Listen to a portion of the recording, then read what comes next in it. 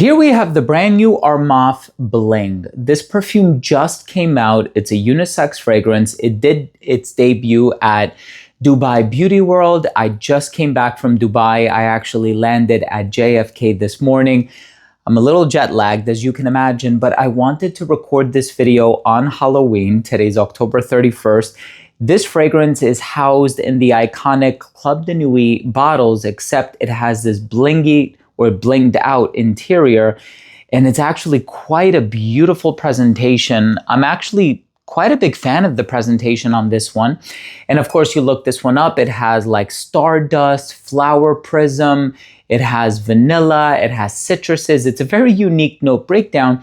I would suspect that a lot of people may still have a hard time really delineating or determining what this is gonna smell like based off of the note breakdown, but that's what I'm here for. I have been wearing it on and off for the past 4.5 days. So I'm gonna give you my thoughts on this fragrance, brand new release from Armaf. But before I dive into the video, I do wanna mention that if you're a fan of perfume related content, and of course, if you love smelling your best, hit subscribe, hit the bell, and also please give this video a thumbs up for the algorithm. It would really, really mean a lot to me. And of course, I really didn't know what to expect from this fragrance. I mean, I have so much experience with the House of Armaf. I own so many of their fragrances. I actually own over 60 Armaf fragrances. I think close to 70 Armaf fragrances. I mean, between today and all of the trips that I've taken to Dubai, and I've been to the Armaf factory. I've hosted an event for Armaf in Dubai when they came out with Pearl d'Or and Ombre d'Or. So I have a lot of experience with this brand. But here's a fragrance that I just picked up, and this is called Bling. Now, what does Bling smell like? Obviously, you know, from a name like Bling, I didn't really know what to expect. Was this going to be bright and aldehydic? Was it going to be sparkling?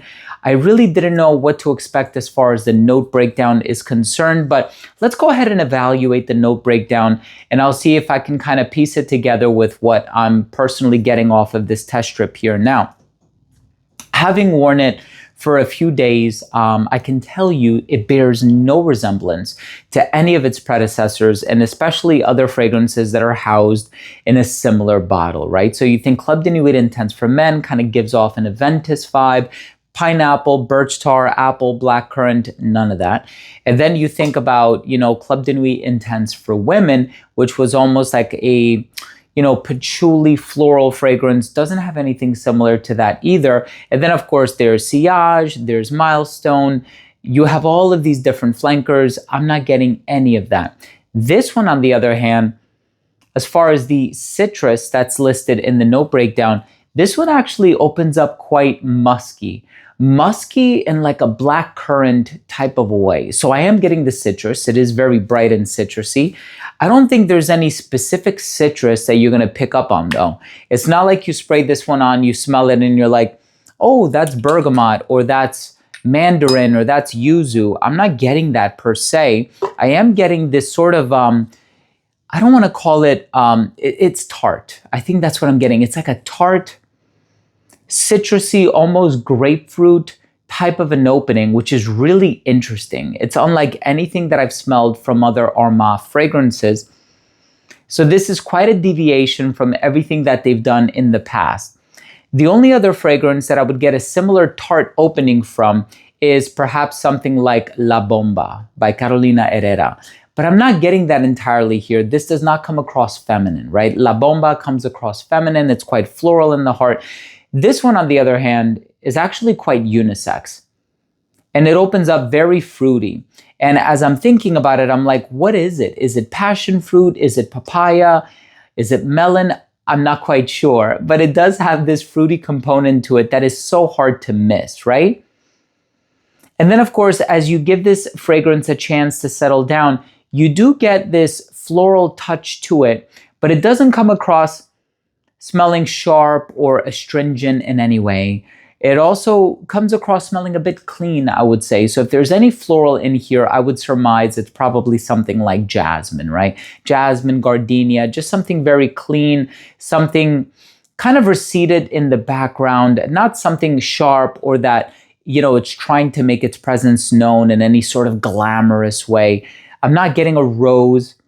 I'm not getting, ylang ylang or freesia. I'm not even getting tuberose. I'm getting something that's very mild and very gentle. And I feel like that fruity component in the opening is really making a statement. I do get a bit of a musky backdrop. And I think the musk is really accentuated by what I'm getting is the black currant in the opening. I know it's not in the note breakdown, but I'm getting something that is quite similar to that. And really, there's no other way for me to describe it. It has this very tart opening, and I really wish I could compare it to another fragrance that I have in my collection. And, I could if I spent the time to smell through all 5,000 of them, because I just have so many fragrances in my collection. But truth be told, this is a beautiful scent. It's beautiful. It's fruity. It has a faux tropical element to it as well.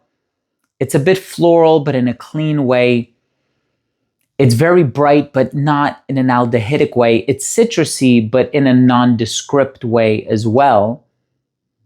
And you do pick up on a little bit of sweetness in the dry down, but even that vanilla is not being overly loud. It's not tenacious. It's not overly grand. It's a subtle sweetness. There goes the test strip.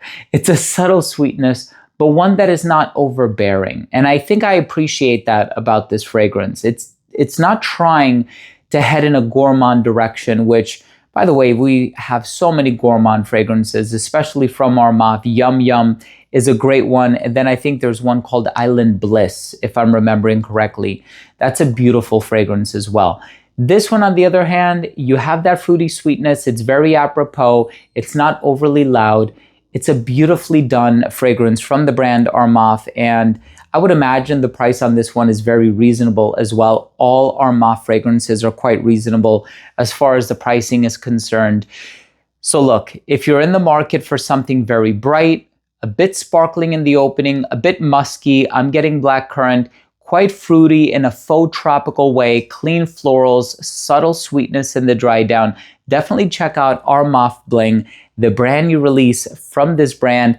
And I also am really enjoying the fact that this is quite different from everything else that the brand has put out thus far, thus landing at many points for originality. I really admire that. First up, for uniqueness and overall smell, quite unique as far as I'm concerned. Overall smell, very pleasant. In the opening though, that sharp musky smell, on account of what I'm getting is like blackcurrant, it could be a bit overwhelming for some. You give this 5 minutes and it becomes very smooth. Those floral and fruity elements really come through. And I think longevity on this one, 8 hours on skin, projection beyond an arm's length for the first hour and a half of application. It becomes an elbow's length scent right around hour, I want to say 5.5 skin scent right around hour 7 or 8. Versatility, you can dress it up or dress it down, perfectly unisex.